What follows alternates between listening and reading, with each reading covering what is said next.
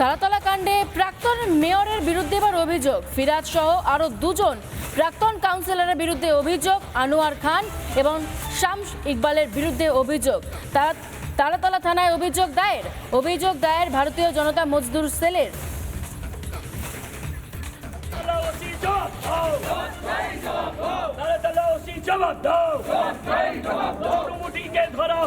এই যে গোডাউনটা পড়েছে ট্রান্সপোর্ট ডিপো রোডে, আজকে ফিরাদ হাকিম আর আনোয়ার খান আর শামস ইকবাল এই তিনজনের নামে এখানে কমপ্লেন দিলাম।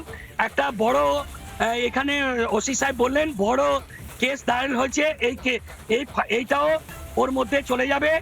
আর আমরা বলেছি ওনাকে অ্যারেস্ট করতে হবে, বলেছে কি সব গঠন হয়ে গেছে, অনেক তাড়াতাড়ি আপনি রেজাল্ট দেখতে পারবেন। আর আমরা ববি হাকিমকে তাড়াতাড়ি গ্রেফতার দেখতে চাই, জেলের ভাত খেতে দেখতে চাই।